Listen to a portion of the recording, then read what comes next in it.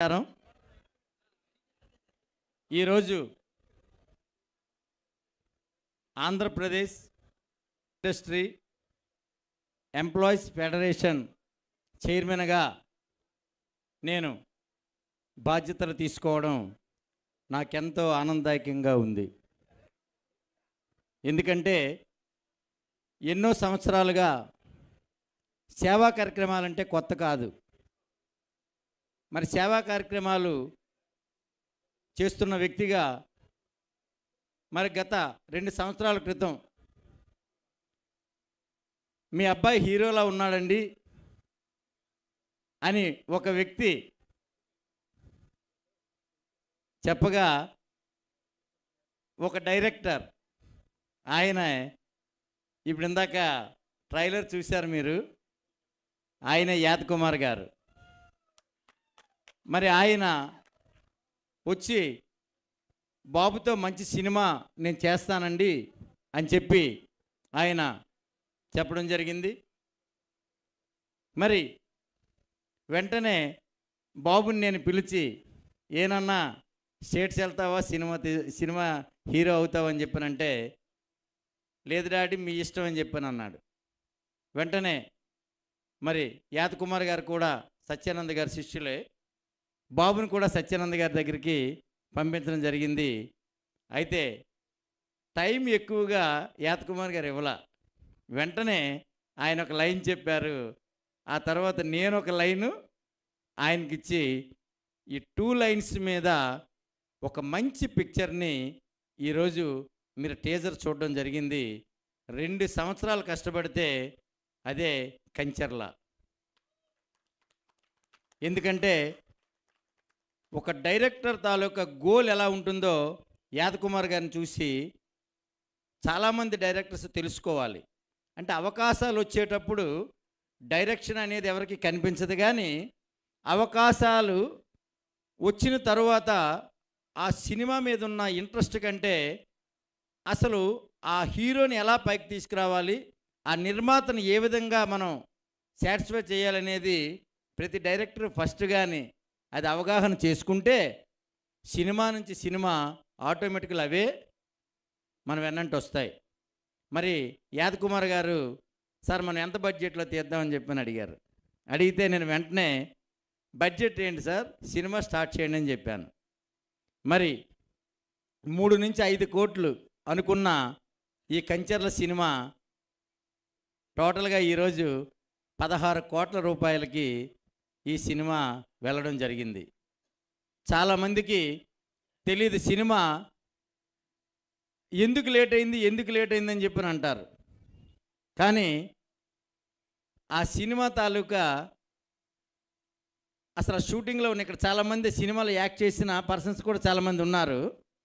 వాళ్ళందరూ కూడా వాళ్ళకి తెలుసు సినిమా ఎందుకు లేట్ అవుతుంది, దేనికి లేట్ అవుతుంది వాళ్ళకి తెలుసు. కానీ బయట ఎందుకు కంచర్ల సినిమా తరువాత ఇంకొక 7 సినిమాలను ప్రారంభించారు, మరి 5వ సినిమా ఉపేంద్ర గారి అడ్డా ముందు రిలీజ్ అయిపోయింది, మరి కంచర్ల సినిమా ఎందుకు రిలీజ్ అవ్వట్లేదు, మిగతా సినిమాలన్నీ కూడా 70-80% కూడా అయిపోయాయి అని చెప్పి చాలామంది అనుకున్నారు. కానీ కంచర్ల అనేది నా ఇంటి పేరు. మరి ఆ కంచర్లలో ఉన్న స్టోరీ కూడా ఒక లైన్ మా తాతగారిది. అంటే ఈరోజు చాలామందికి అనుకుంటారు, ఎవరైనా సేవ చేస్తుంటే వాళ్ళు ఈరోజు అనుకునేదో చేసేటట్టు లేదా డబ్బులు వస్తే చేసేటట్టు చాలామంది ఊహించుకుంటారు. కానీ ఒక టీచరు తన బిడ్డని టీచర్గా చేయడం చాలా ఈజీ.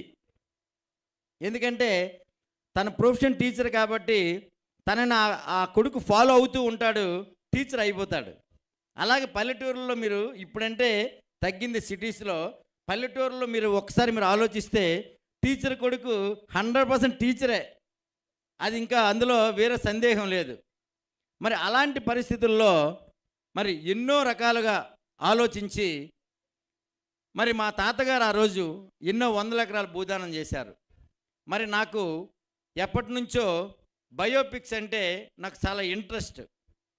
ఫస్ట్ నేను డాక్టర్ రాజశేఖర రెడ్డి గారి తాలూకా సినిమాతో అందరికి చాలా మందికి తెలియదు. కంచర్ల అచ్యుతరావు అనే వ్యక్తి ఏదో 2 ఇయర్స్ నుంచే సినీ ఫీల్డ్లోకి వచ్చాడని చాలామంది అనుకుంటారు. కానీ రాజశేఖర రెడ్డి గారి జీవిత చరిత్ర రాజువయ్య మారాజువయ్య సినిమా నేను నా ఫ్రెండు ఇద్దరం కో ప్రొడ్యూసర్స్గా ఆ సినిమాని ప్రారంభించడం జరిగింది. ఆ సినిమా లాస్ట్ ఇంకొక సాంగు, ఒక ఫైటు, ఒక ర్యాలీ ఒకటి, జగన్ గారి తాలూకు ర్యాలీ ఒకటి ఆ సినిమాలో పెండింగ్ ఉండిపోయాయి. మరి ఆ తరుణంలోనే జరగరాని ఒక ఇన్సిడెంటు, ఆ మహానుభావుడు చనిపోవడం, ఆ సినిమాని మేము బ్రేక్ ఇచ్చేయడం జరిగింది. అక్కడ డబ్బులకి ఇంకో దానికి ఆలోచించలే. ఆయన లేనప్పుడు ఇంకా ఆయన సినిమాని మనం, ఎందుకంటే రాజశేఖర్ ఉండేటప్పుడు ఆయనకి ఆ సినిమా చూపిద్దాం అనుకున్నాం. ఆ యొక్క కంటెంట్ వేరు, మరి చనిపోయిన తర్వాత సినిమా తీస్తామంటే అది వేరు. కానీ ఆ రోజు ఆ సినిమా తీయలేకపోయాం. కానీ ఆ యొక్క ఆలోచన లాస్ట్ 2 ఇయర్స్ బ్యాక్ నాకు మళ్ళీ అవకాశం దొరికితే వదులుతానా చెప్పండి? ఏమండి? వదల్లా. ఎందుకంటే ఎప్పుడైనా ఒకసారి అవకాశం వచ్చినప్పుడు జార విడుచుకుంటే మరొకసారి అవకాశం రాదు. కానీ మరలా అవకాశం వచ్చింది అంటే మాత్రం ఏ పరిస్థితులైనా ప్రతి ఒక్కరికి చెప్తున్నా, వదలొద్దు అవకాశాన్ని. ఎందుకంటే అవకాశాలు మళ్ళీ మళ్ళీ రావు. మరి రెండోసారి వచ్చిందంటేనే మనకు అదృష్టం. మరి అలాంటి అవకాశాన్ని చేజిక్కించుకుని మరి ఉపేంద్ర బాబుని హీరోగా చేయడం జరిగింది. మరి హీరోగా చేసిన తర్వాత ఒకటికొకటిగా స్టోరీస్, మంచి స్టోరీస్ రావడం. మరి నాకు చిన్నప్పటి నుంచి ఈ నాటకాలంటే పిచ్చి అన్నమాట. ఊర్లో కోడెనాగు, భూమి భాగవతం ఇలాంటి సినిమాలు పల్లెటూరులో పూర్వం ఆ 2 సినిమాలు ఫేమస్. ఆ తర్వాత సాంఘికానికి వచ్చేటప్పటికి మాయిల పకీరు. ఈ 3 సినిమాలు పల్లెటూరు. మాయిల పకీరు సినిమా వచ్చిందంటే ఆ స్టేజ్ కింద బాంబులు పేలితే సినిమా సెట్టింగ్ అనేవారు. సినిమా సెట్టింగ్ అన్నమే కానీ సినిమాలో ఏం సెట్టింగ్లు ఉంటాయో నాకు తెలియదు. మరి అలాంటి ఆ కోరికని ఈరోజు నేనే స్వతహాగా సినిమాలు నిర్మించే స్థాయి నా భగవంతుడు నాకు ఇచ్చాడంటే నేను ఎంతో ఆ భగవంతుడికి, ఆ భగవంతుని రూపంలో ఉన్న మనుషులు ప్రతి ఒక్కరికి నేను రుణపడి ఉంటాను. మరి అలాంటి అవకాశం దొరికిన తర్వాత సినిమాలు ప్రారంభించాం. సినిమాలు ప్రారంభించిన తర్వాత నేను అనుకునేవాడిని, నేను కూడా మీలా ప్రేక్షకుడిగా ఉండేటప్పుడు నా పక్కన చిన్నప్పుడు 7th 8th క్లాస్ చదివినప్పుడు మా నాన్నగారు సినిమాకి తీసుకెళ్ళేటప్పుడు ఒక ఫైట్ వచ్చిందనుకోండి, యువతల మా నాన్నగారిని ఇలా పొడి చేస్తుండేవాడినంట, అవతల ఆయన్ని పొడి చేస్తుండేవాడినంట. అంటే ఎందుకంటే అందులో ఆ సినిమాలో లీనమైపోయేవాడిని. అంటే ఆ ఫైట్ లీనమైపోయేవాడిని.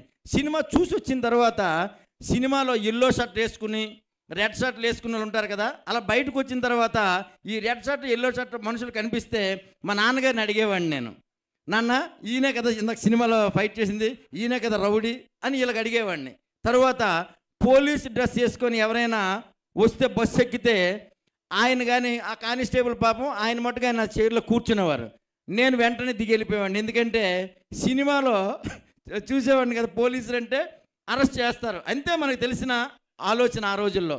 మరి అలాంటి పరిస్థితుల నుంచి ఈరోజు సినిమాకు వచ్చిన తర్వాత, సినిమాలో నిర్మాణం ప్రారంభించిన తర్వాత, మరి సినిమాలో ఈరోజు స్టేజ్ మీద ఉన్న యాక్టర్స్ ఎవరైతే ఉంటారో, సినిమాలో ఉన్న యాక్టర్స్ ఎవరైతే ఉంటారో, మనని నవ్వించే పనిలో వాళ్ళు ఉంటారు. కానీ వాళ్ళ జీవితాలు అంత ఆశాజనకంగా లేవని మనసావాచ నమ్మాను నేను.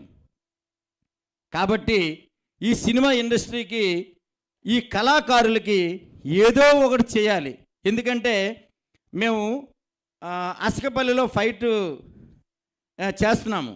దానికి డ్రాగన్ ప్రకాష్ గారు ఫైట్ మాస్టర్. అసకపల్లిలో ఫైట్ చేస్తున్నప్పుడు ఆ వర్షంలో హీరోకి ఫుల్ ఎక్విప్మెంట్ అంతా ఇచ్చారు. కానీ అందులో ఉన్న ఆర్టిస్ట్ విలన్ ఎవరైతే ఉన్నారో ఫైటర్కి హీరో కొడితే ఆయన పడిపోవాలి.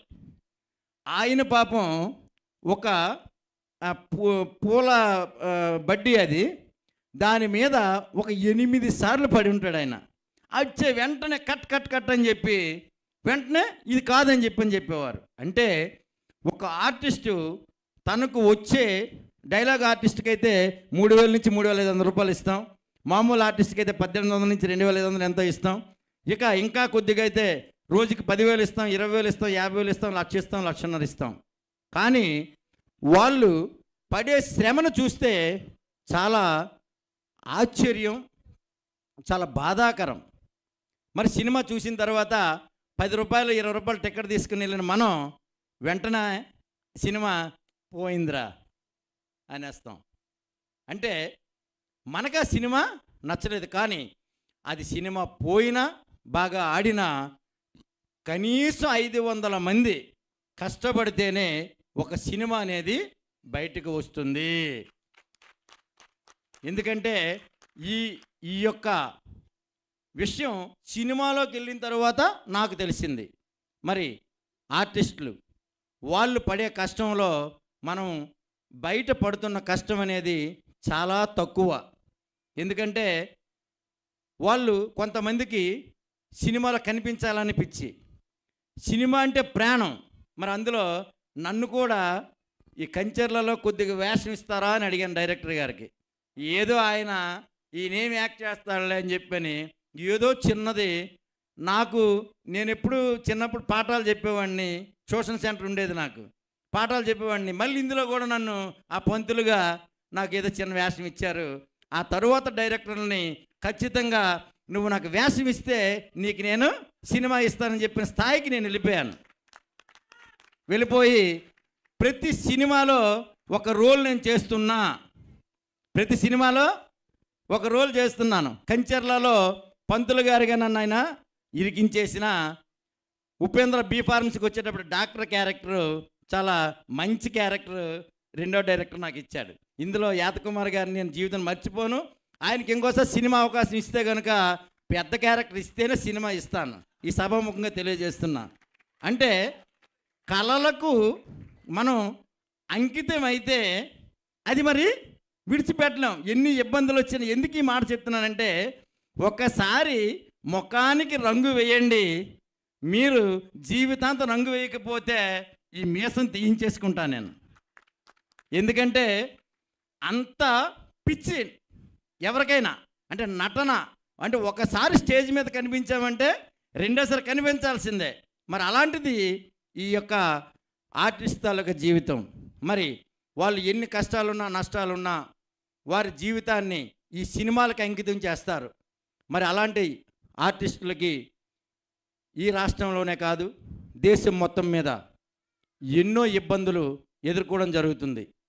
మరి ఆ రోజు మద్రాసు రాష్ట్రం నుంచి ఆంధ్రప్రదేశ్ సెపరేట్ అయినప్పుడు కనీసం 5 నుంచి 10 సంవత్సరాలు ఆంధ్రప్రదేశ్ ఆర్టిస్టులు అందరం కూడా, తెలుగు వాళ్ళం అందరం కూడా ఎంతో ఇబ్బంది పడడం జరిగింది.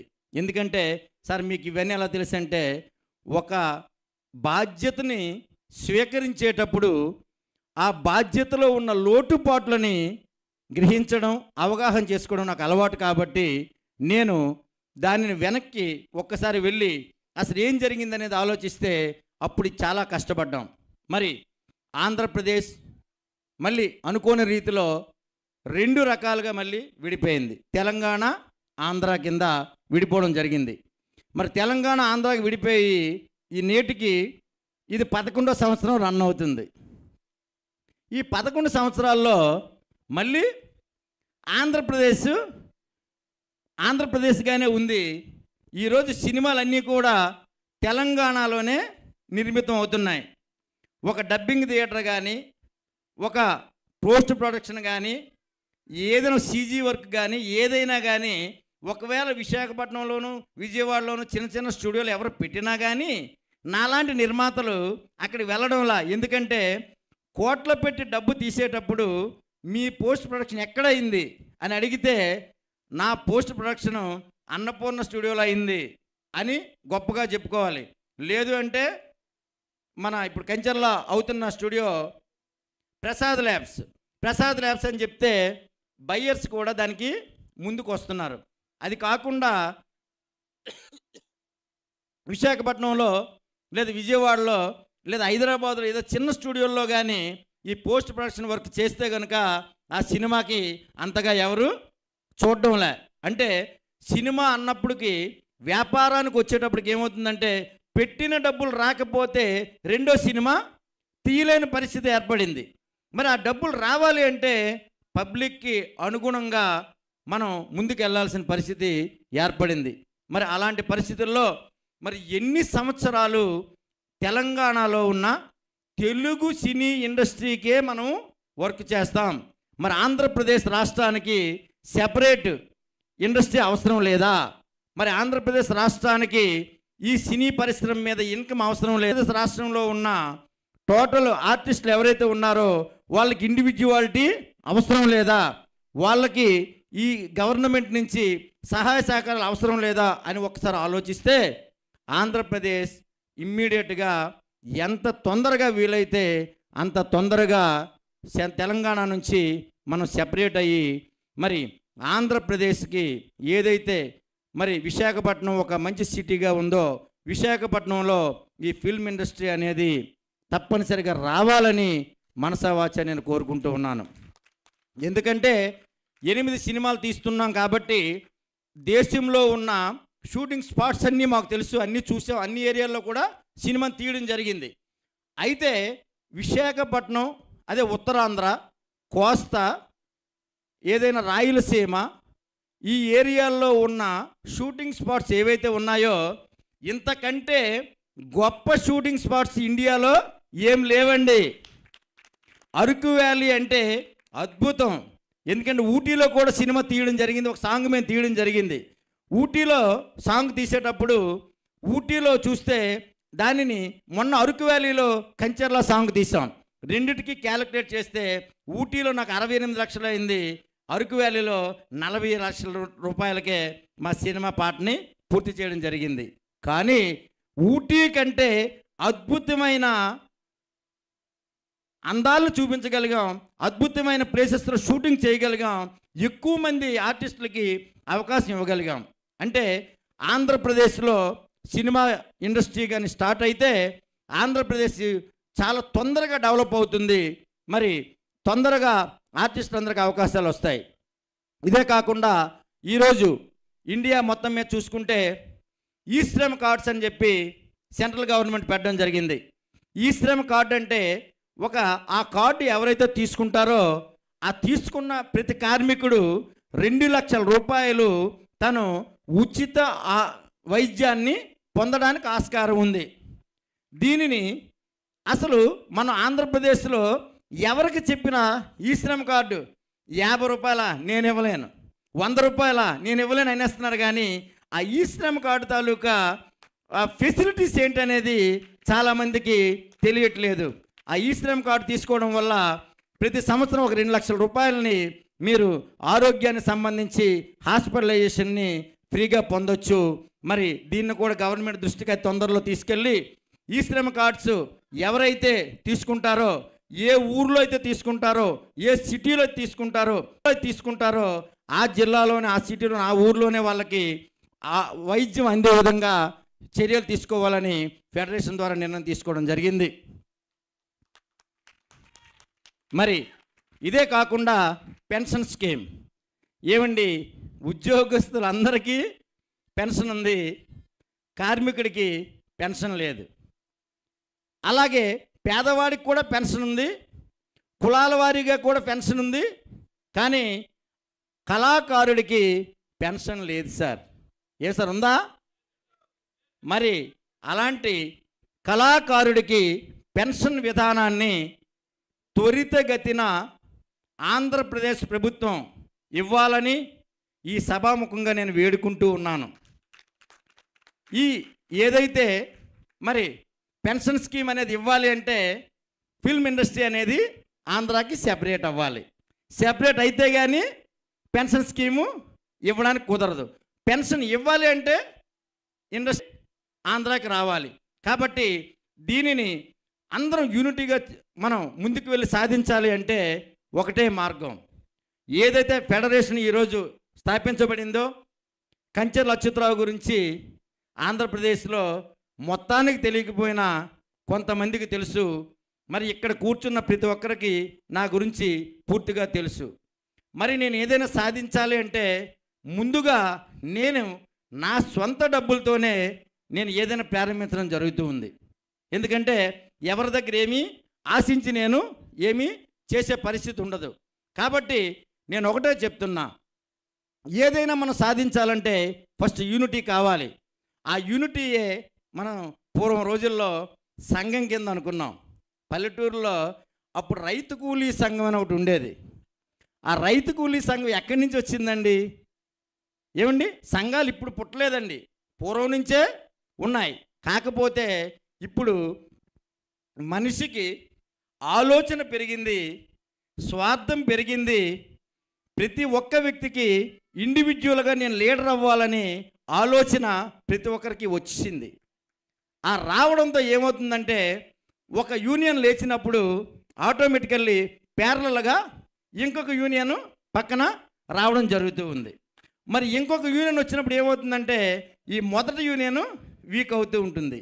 కాబట్టి ఎప్పుడు కూడా నేను ఒకటే చెప్తున్నా, సభ అందరికంటే చిన్నవాడినైనా పెద్దవాడిన అనుభవంతో నేను చెప్తున్నా, ఈ యొక్క ఫెడరేషన్ అనేది ఆంధ్రప్రదేశ్కి ఒకటిగానే ఉండాలి, ఒకటే ఉండాలి. ఆ ఫెడరేషన్లో మనమందరం కలిసి ఉండాలి అనేది నా యొక్క నినాదం.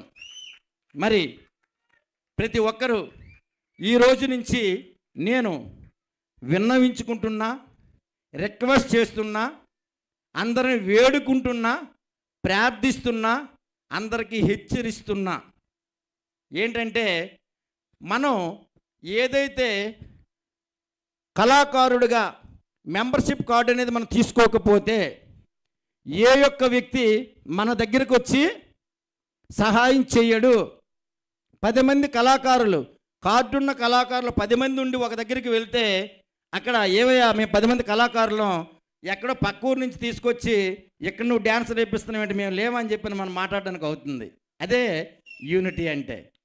మరి అలాంటి పరిస్థితుల్లో ఈ ఆంధ్రప్రదేశ్ నుంచి కొన్ని వేల మంది, కొన్ని లక్షల మంది, అంటే ఈరోజు ఆంధ్రప్రదేశ్ జనాభా 5 కోట్లలో ఒక్కసారి మనం లెక్కించుకుంటే సగం జనాభా అంటే 2,50,00,000 మంది కళాకారులండి. కులంతో సంబంధం లేదండి, కళాకారుల కులం. ఎందుకంటే ఈ కళాకారులం మనం ఎంతమంది ఉన్నామంటే ఈ జనాభాలో సగం మంది ఉన్నామండి. మరి ఈ సగం మంది ఎన్ని ఇబ్బందులు పడుతున్నారు, ఎన్ని ప్రయాసాలకు వచ్చి ఒక షూటింగ్లో ఒక ప్లేస్ కావాలంటే ఎంతో రికమెండేషన్స్ కావాల్సిన పరిస్థితి ఏర్పడింది. మరి అది లేకుండా ఉండాలంటే నేను చెప్పే విధంగా ఈ యొక్క ఏదైతే ఏపీ ఫెడరేషన్ ఏదైతే ఈ ఫెడరేషన్ ఉందో ఈ ఫెడరేషన్ చైర్మన్గా నేను అందరిని రిక్వెస్ట్ చేస్తున్నా, రేపటి నుంచి ప్రతి ఒక్కరూ మెంబర్గా ఇందులో జాయిన్ అవ్వండి. జాయిన్ అయిన తర్వాత ఈ ఒక్కటే ఉంటుంది యూనియన్, అది గుర్తుపెట్టుకోండి. మనం అందరం సమిష్టిగా ఉందాం, సమిష్టిగా మన తాలూకా ప్రాబ్లమ్స్ అన్నీ కూడా సాల్వ్ చేసుకుందాం. కాబట్టి ప్రభుత్వానికి ఒక వినతిపత్రం మనం ఇచ్చేటప్పుడు ఒక వినతిపత్రం ఇస్తే వాళ్ళు ఆలోచిస్తారు. అదే 2 వినతిపత్రాలు వెళ్ళాయనుకోండి, ఓహో వీళ్ళ యూనిటీ లేదు కాబట్టి చూస్తామంటారు. కాబట్టి మరి కంచర్ల అచ్యుతరావుగా నేను మీ అందరి మనిషిగా చెప్తున్నా, ఈ యొక్క 24 క్రాఫ్ట్స్ అని చాలామంది ఇప్పటికీ ఒక నానుడి.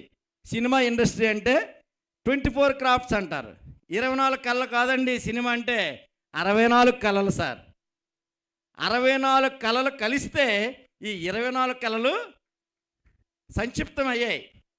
64 కళలను తీసుకొచ్చి 24 క్రాఫ్ట్స్ కింద దాన్ని డివైడ్ చేశారండి. కాకపోతే అందరూ మరి 64 కళలు అన్నారు, కానీ ఈ 24 క్రాఫ్ట్స్ ఎక్కడ కూడా లేదండి. ఇది మనం క్రియేట్ చేసుకున్నది. కాబట్టి మరి 64 కళలు ఉంటేనే ఒక సినిమా రిలీజ్ అవుతుంది. 64 కళలు లేకపోతే ఒక సినిమా అనేది రిలీజ్ కాదు. మరి అందుకే నేను ఏం చెప్తున్నానంటే ప్రతి మీటింగ్లో చెప్తాను నేను, 64 కళలలో ఉన్న ఎవరైతే ఆర్టిస్టులు ఉన్నారో అంతమంది ఈ అసోసియేషన్ గూడులోకి రావాలి, అంతమంది మెంబర్షిప్ తీసుకోవాలి, అంతమంది దీన్ని సపోర్టివ్గా ఉంటేనే మనం అనుకుని సాధిస్తాము. గవర్నమెంట్ కూడా అర్థమవుతుంది. మరి ఇలాంటి పరిస్థితుల్లో చిన్న యాక్సిడెంట్స్ జరుగుతున్నాయి, షూటింగ్స్లో చిన్న ఇబ్బందులు జరుగుతున్నాయి, పిల్లల్ని చదివించుకోలేని పరిస్థితి ఉంది. మరి ఇవన్నీ పోవాలంటే బయట మనిషికి ఏ విధంగా గవర్నమెంట్ సపోర్ట్ చేస్తుందో అలా కళాకారుడు కూడా గవర్నమెంట్ సపోర్ట్ చేయాలని మనసా వాచా కోరుకుంటూ, మరి మీ అందరూ సపోర్ట్ ఇస్తే గవర్నమెంట్తో ప్రతి విషయాన్ని చర్చించి మనం ఒక మంచి నిర్ణయం తీసుకొని ఒక సినిమా ఇండస్ట్రీ ద్వారా ఇంత బెనిఫిట్ గవర్నమెంట్కి వస్తుందా అని మనం తెలియచెప్పగలిగిన ఇండస్ట్రీ ఏదైనా ఉందంటే అది ఫిల్మ్ ఇండస్ట్రీ అండి. ఎందుకంటే ఏ యొక్క ఇండస్ట్రీ మీద ఇంత డబ్బులు గవర్నమెంట్కి రావండి, ఫిల్మ్ ఇండస్ట్రీ మీద అంత ఇన్కమ్ వస్తుంది. మరి ఆ ఇన్కమ్ గవర్నమెంట్కి మనం చూపించగలిగినప్పుడు గవర్నమెంట్ కూడా మన మీద ఇంట్రెస్ట్ అనేది చూపిస్తుంది. కాబట్టి మనం ఇందమ్మంటే అందమ్మ, అంతే కదండి. మనం ఏది ఇవ్వకపోతే రిటర్ను ఏమి ఆశించడం చాలా తప్పు. కాబట్టి మరి ఫిల్మ్ ఇండస్ట్రీ ఎందుకు విడిపోవాలి, ఎందుకు ఆంధ్ర రాష్ట్రం సెపరేట్ అవ్వాలనేది గవర్నమెంట్ మనం చెప్పగలిగితే గవర్నమెంట్ ఒక డేర్ స్టెప్ అనేది తీసుకోవడం జరుగుతుంది. మరి అలాంటి పరిస్థితుల్లో మనకు కూడా మంచి జరుగుతుందని సభాముఖంగా నేను తెలియజేస్తూ ఉన్నాను. మరి ఈరోజు ఈ యొక్క ఫెడరేషన్కి చైర్మన్గా ఏకగ్రీవంగా నేను ఎన్నికవడం, మరి నా విశాఖపట్నం, నా ఉత్తరాంధ్ర, నా ఆంధ్రప్రదేశ్, నా భారతదేశం. ఏం సార్, ఎప్పుడు కూడా ఒక మనిషికి స్వార్థం ఉండాలండి. స్వార్థం లేకపోతే మనిషి ఎదగలేడు. నా అనే స్వార్థం లేకపోతే ఏ మనిషి ఎదగలేడు. చాలామంది అంటారు వాడు సెల్ఫిస్ట్రా అంటారు. వాడు సెల్ఫిస్ట్ కాబట్టే నీకంటే ఉన్నతమైన స్టేజ్లో ఉన్నాడు.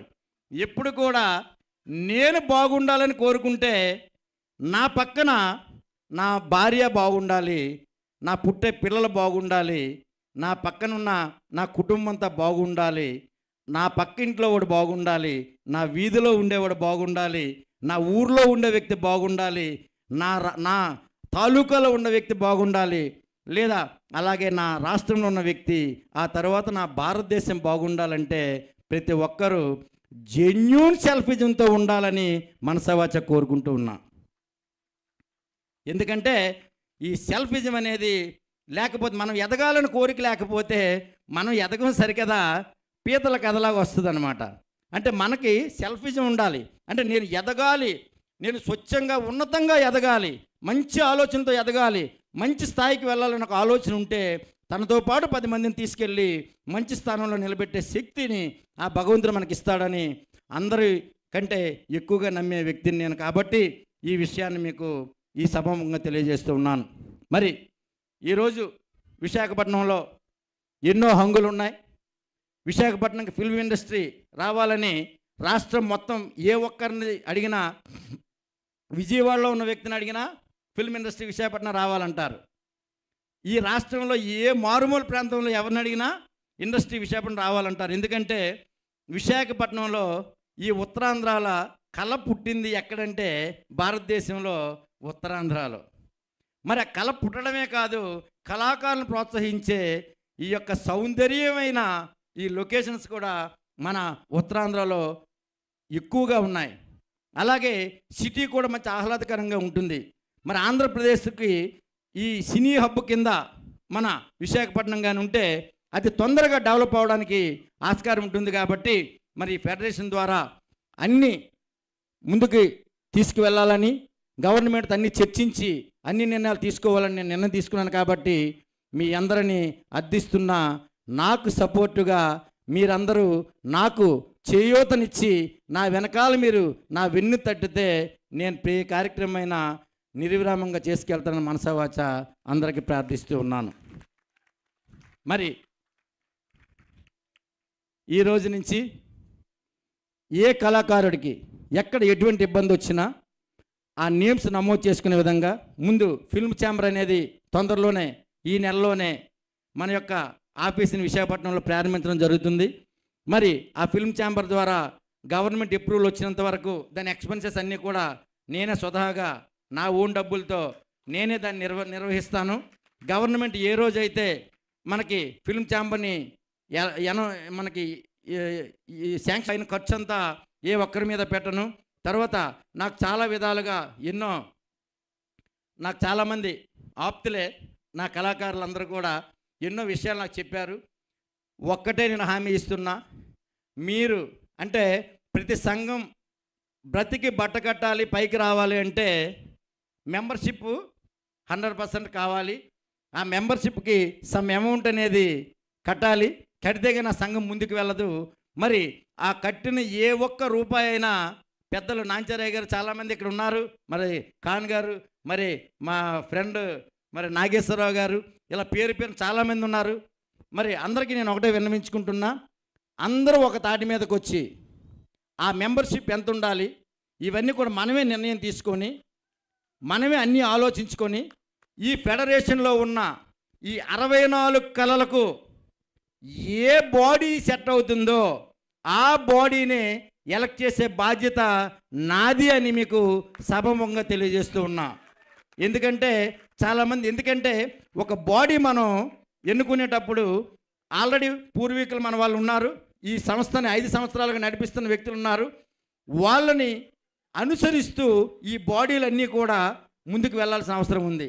ముందు ప్రతి జిల్లాకి ఒక కమిటీ అనేది మనం ఈ 64 కళ్ళకు వేయాలి.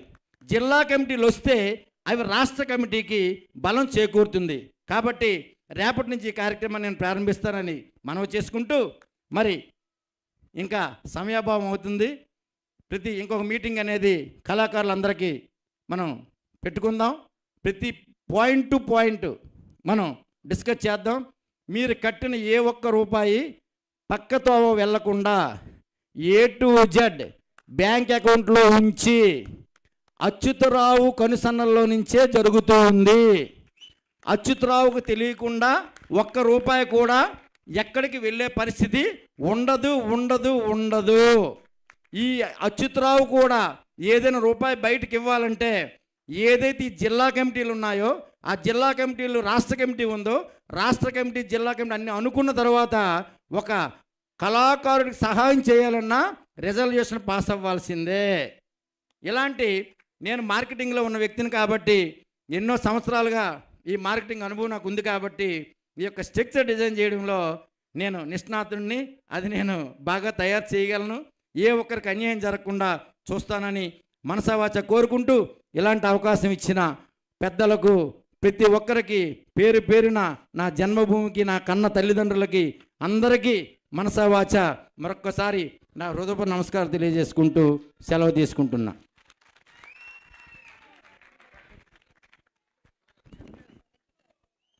సన్మాన కార్యక్రమానికి ముందుగా చెన్నా తిరుమలరావు గారిని